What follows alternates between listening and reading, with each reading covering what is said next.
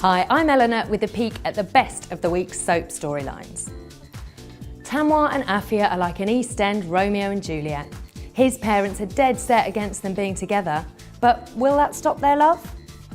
In fact, when Masood accuses Afia of having other boyfriends, Tam takes action.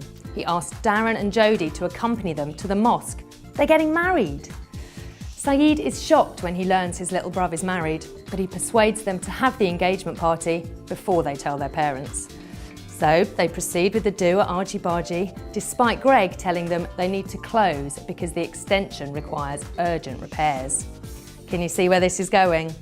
Zainab and Maz are furious when Saeed and Christian show up, but their anger soon turns to horror when the roof caves in. Saeed has been badly injured and is rushed to hospital, and Yusuf encourages Zainab to go and see her son, despite knowing how Maz will react. But that's the least of her worries, because he guiltily tells her he knew there was structural damage, he didn't renew the insurance and now owes Phil big. Not a brilliant week for Ricky either. He pays a prostitute 30 quid for info on Whitney, but is spotted by police handing over the money.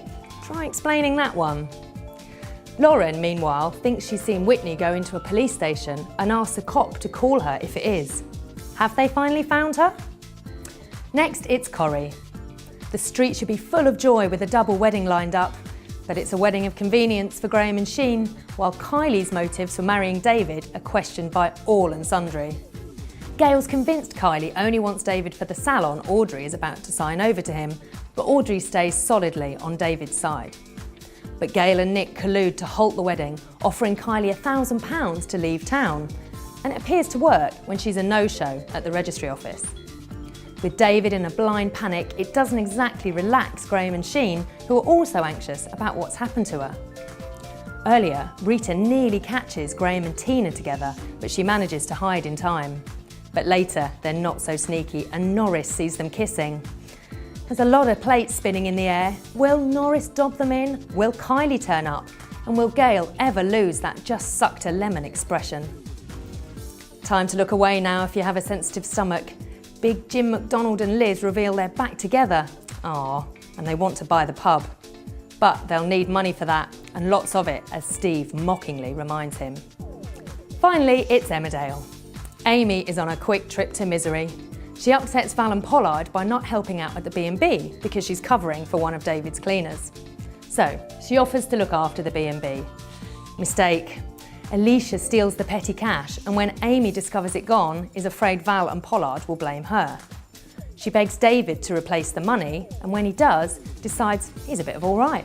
She invites herself on a night with him and Layla, but can't get served.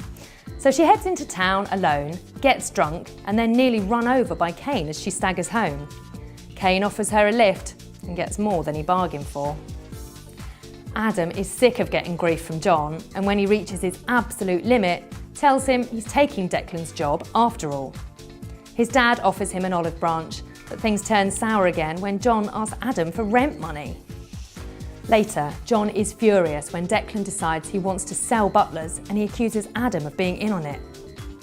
And a nasty situation turns into all-out war when Declan offers John money to quit the farm and gets attacked for his efforts.